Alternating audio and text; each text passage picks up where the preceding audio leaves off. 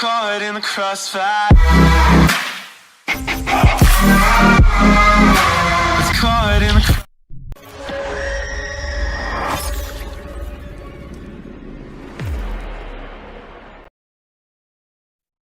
What's up, guys? Lance, the Obscure Movie Guy, coming to you once again with another fun-filled, fact-filled video that you probably won't care about, but we're going to do it anyways, trying to change the world one post at a time. Today's video is done in partnership with Indie Horror Junkie, so be sure to go to indiehorrorjunkie.com to check out all of their offerings. Issue 21 of the Indie Horror Junkie magazine is currently available with Mother of Flies on the cover, $5 for a downloadable PDF, $20 for a printable copy shipped straight to your door. The Indie Horror Junkie podcast is back for 2026. 8 o'clock Eastern Standard Time every Wednesday night. New movies to talk about, new stories to tell, new people to talk to. And then, of course, we've got the Indie Horror Junkie Film Festival coming up in March of 2026 at MegaCon in Orlando. Submissions for that film festival are now closed, and more information on the selections will be coming out at the end of the month. So stay tuned for that.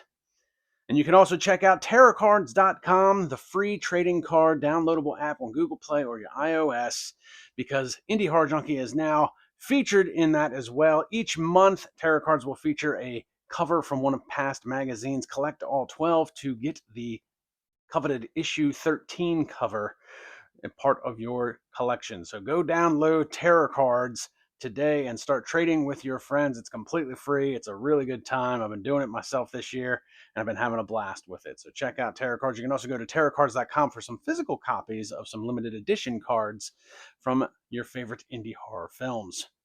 Now let's jump into today's video. Fresh coming off the block, 2026, it is the Pitchfork Retreat.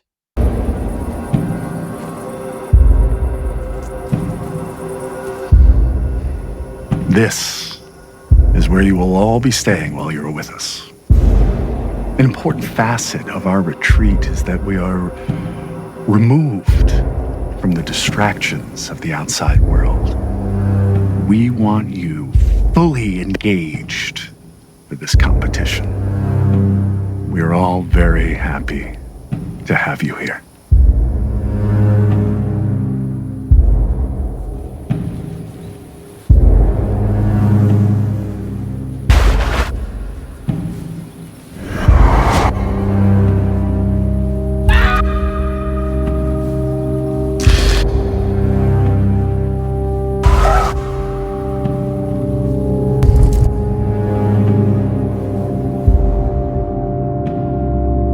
Welcome to my retreat.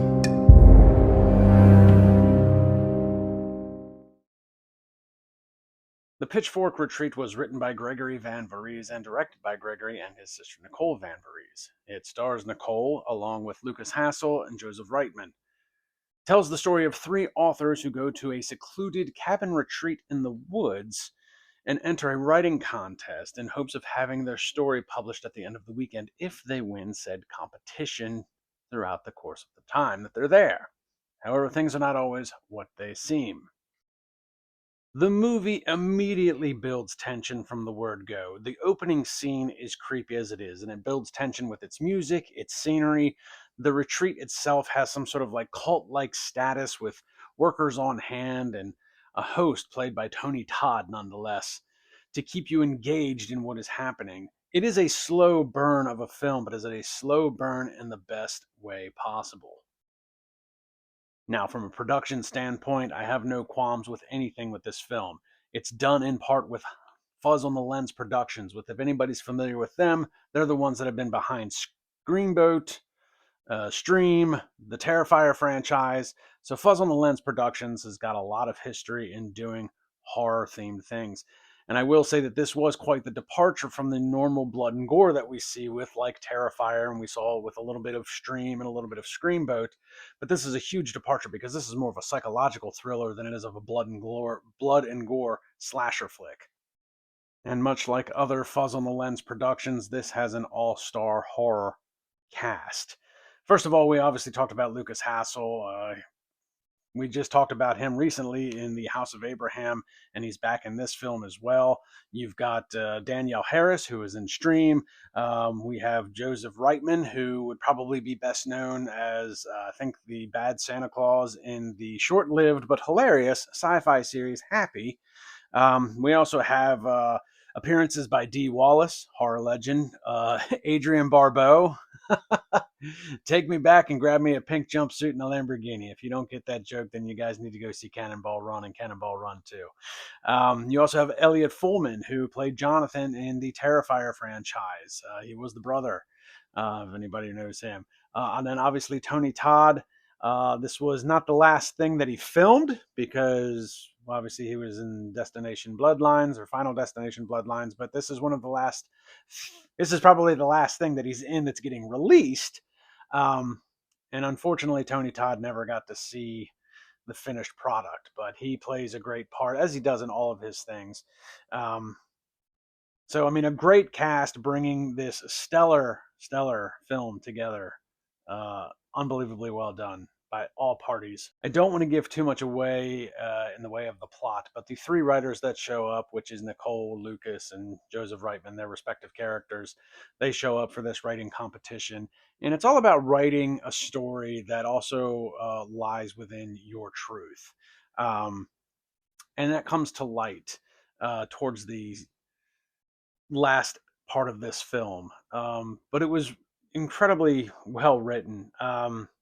This movie really blew me away. I went and rated it as soon as I was done watching it. It's easily a 9 out of 10, simply because I don't give anything a 10. Maybe Smokey and the Bandit and Predator, but we'll see. But the writing in this was just so well done by Gregory Van Voorhees.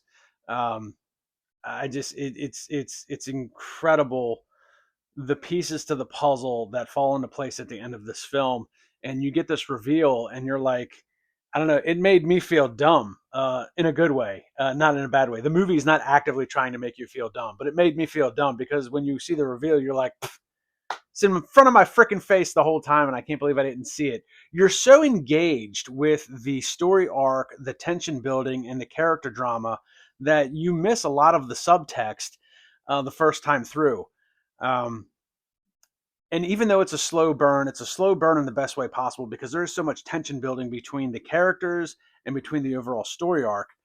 And then when you start to feel a little bit of a lull in the film, I feel like it was written specifically this way. You're going to start to feel this little bit of a lull in the second act, and then boom, Tony Todd show up, and you're like, okay, that's going to grab my attention because it's Tony Todd. He plays host to this shebang, and he's going to start going through each of these characters' stories. And then they give you the story within the story. So, you have this it's almost like watching a horror anthology in a little bit of a regard, because you're getting a story within the story, and the wraparound itself is the Pitchfork Retreat. The short stories in this film are critical to the overall character development and the character arcs. And there's a lot of subtext in those short stories. And they were so well done. Like, you forget you're watching a completely different movie. Like the first story that they go over is one from Lukas Hassel's character. I believe it was called Split Second. And you forget you're watching Pitchfork Retreat. You're now fully engaged in this split second short story that's within this film. And that does that with the other two stories as well. And they are all critical to the overall story arc at the end of this film. This was amazingly well written. I've never heard of Gregory Van Voorhees. Not familiar with any of his work. I'm a huge fan of Fuzz on the Lens Productions, obviously because of Stream and the Terrifier series and Screamboat. But this was such a huge departure from their normal blood and gore and kind of like horror comedy type stuff that they do. This was just psychological slow burn the whole time. You do get a little bit of blood and gore, but not an overwhelming amount. Nothing that would detract from the overall story itself. It was so well written, though. Gregory did an amazing job writing this film. Him and his sister directing it. I mean, everything came out beautiful. The scenery, the cinematography, framing, blocking, lighting, audio. There's no qualms with this film as far as the production value goes. It is top notch. everybody should be extremely proud of the film that they put together with this. As far as the acting goes, every actor was spot on. Tony Todd, always amazing in everything that he did. Um, and I really liked his character because his character, like, it just fit him perfectly. He's got a very commanding screen presence. Lukas Hassel, I'm always impressed with Lukas. I was really impressed with the way he did House of Abraham. And I'm kind of glad that I got to watch House of Abraham and then followed it up shortly after with this, because you're getting a completely opposite character of what he was in Abraham. So to watch it back to back for me was a huge bonus because it really shows his range. And I think I said this to him during the interview on the Indie Hard Junkie podcast, but Lukas, he doesn't have an animated face like Jim Carrey has an animated face, but like Lukas is really good at acting with his face. He's able to portray emotions incredibly well with just certain looks on his face or just a little bit of a jaw drop. It's nothing that is overly animated or extravagant, but it's just enough to really convey what the character is going through. He did an amazing job. Joseph Reitman, again, I'm only familiar with him through the TV show Happy. This was, I felt for me, a huge departure from what I would usually see him in, because I'm so used to seeing him as this goofy character in this TV series. And this was something that was, I mean, the guy was fighting a lot of demons internally. And he did it really well, trying to portray a little bit of a standoffish kind of guy. He's got a little bit of a chip on his shoulder. You're not 100% sure why until the story gets revealed at the end, and you're like, okay, all the pieces of the puzzle fit. And this was a great character for him. And then Nicole, playing Mandy. I mean, again, really great character, really wide range of emotions going through that character's story arc. They're all tragic. They're all tragedies, which I guess, what is it? What's the saying? Tragedy plus time equals comedy. But so incredibly well done. And then you've got Dee Wallace, a screen legend there. She did an amazing job, very genuine. You also have Terry Kaiser, good old Bernie from Weekend at Bernie's. He had a great opening monologue in the beginning of the film. Once these three characters get to the retreat, he does a great opening monologue that just sets the tone for the rest of the film. And I thought that was fantastic from him. My man still has it. I know I just recently watched him not too long ago in Mutilator 2. And then obviously everybody loves Weekend at Bernie's. Great film. But man, he was on in this film. He was spot on with his character and his delivery during that monologue. It was great.